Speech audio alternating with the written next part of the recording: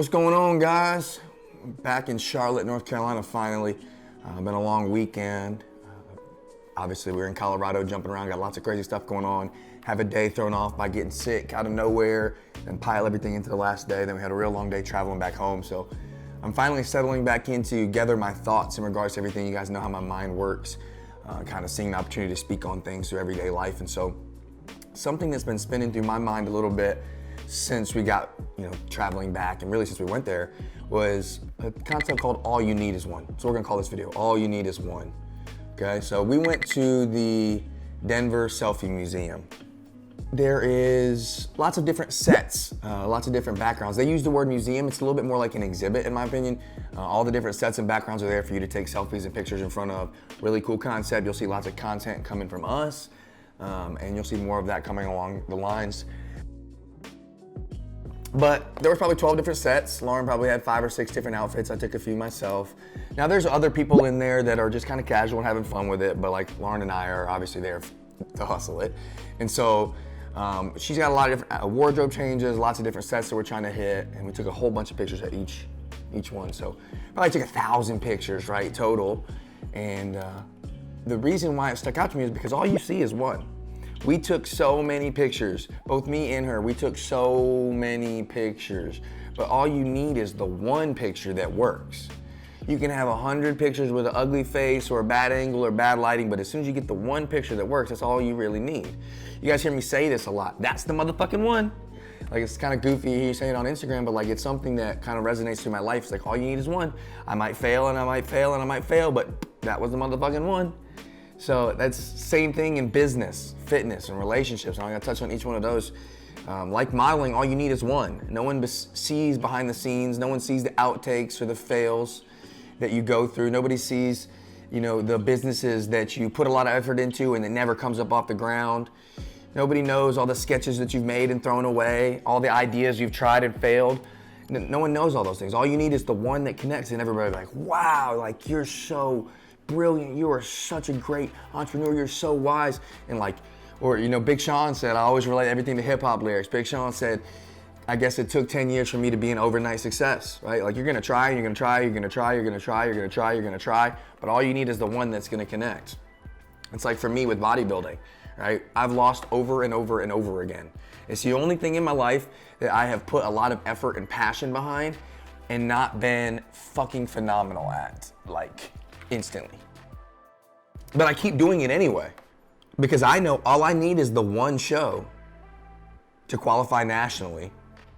And then I know my size will be more competitive at a national level, because that's just how bodybuilding works. You get bigger as you get on a bigger stage. So I know that. I have that self-belief. I have that self-confidence, as you guys have heard me talk about over the past couple of weeks. I don't have the limiting beliefs. So my question is, do I give up because I've lost over and over again in bodybuilding? Or do I keep fighting? Do I keep competing because I haven't won yet? That's my question. So let me just run that sentence back by you again. Do I give up because I've lost before, or do I keep fighting because I haven't won yet? Now for me, I'm gonna keep fighting. I'm gonna keep pushing through.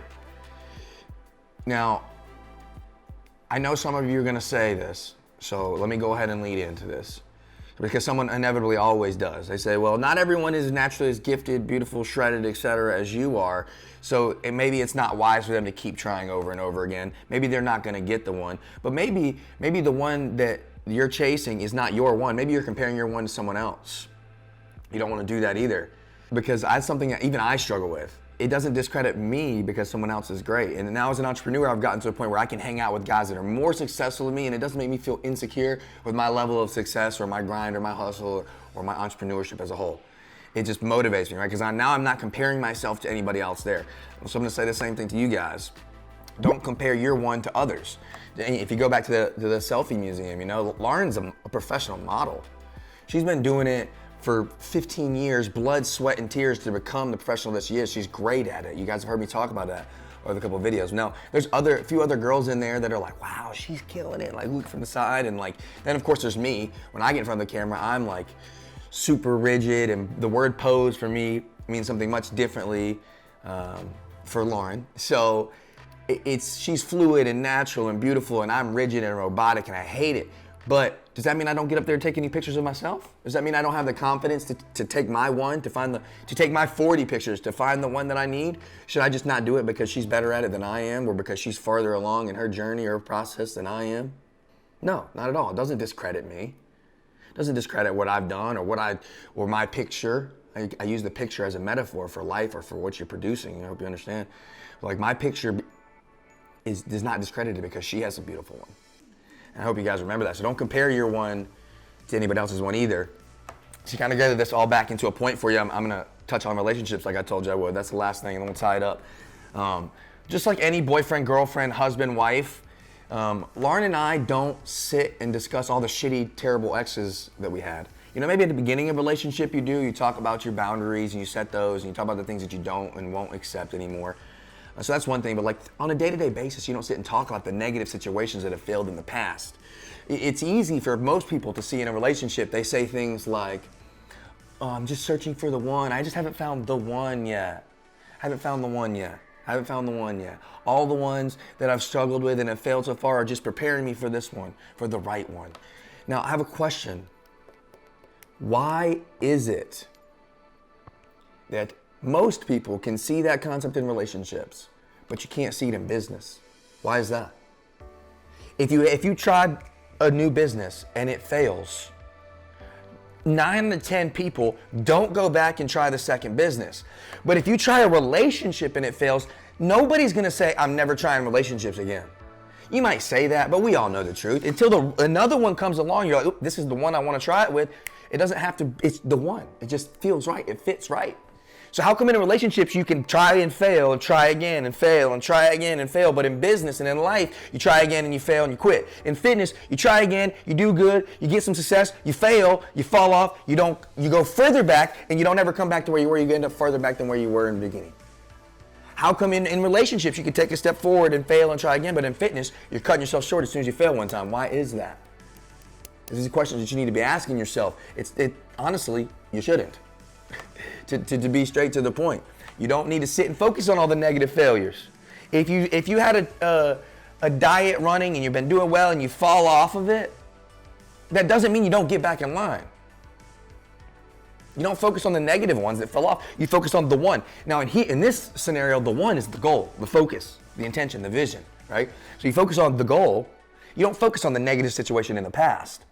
That being said, that's all under the understanding that you deal with things in the moment, you face them, you own it, you move forward, then we don't look backwards. I told that to Lauren, again, we're gonna keep with the picture theme, right? Lauren will take all these pictures and sometimes find herself wrapped up and looking at the bad ones that she doesn't like. Oh, I look fat here, or my forehead is big here. And she says all this ridiculous shit. We all know she's gorgeous, right? We all know she's flawless. So she looks at these pictures and focuses on the negative, then it makes her feel bad about herself. Why would you not focus on the good one? I mean, this is, to kind of tie it up here, a fitness thing for me. I've been in the gym for years, right? For years. And I've been taking pictures of myself just the same way. And you might take it this way and it's like not a good lighting. You switch to this and you take it this way, it's not good lighting. You switch to a different mirror over there and you change rooms. And eventually you find the one. I've been posting a shirtless picture for years, boy. And eventually you find the one. No matter how many pictures you take, you get the one and then you're done. You don't need to keep shooting more. Once you find the one, you don't keep shooting, you stop. Boom, done. We don't look at the bad ones. You can delete those, throw that shit away. We're gonna focus on to the next one. So delete the ones you don't like, guys. Whether it's pictures, whether it's memories, whether it's thoughts of yourself, views of yourself, friends, relationships, jobs, delete the ones you don't like. And then we don't go back and focus on them anymore. We only focus on the good. We don't fuel energy to negative thoughts. Focus on the one, guys. Focus on the good, guys.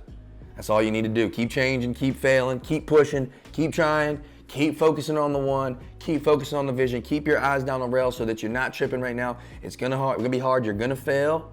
You're gonna take 1,000 bad pictures. Even in the making of this very video about the topic of all you need is one, I'm able to find examples of how it's applicable in everyday life.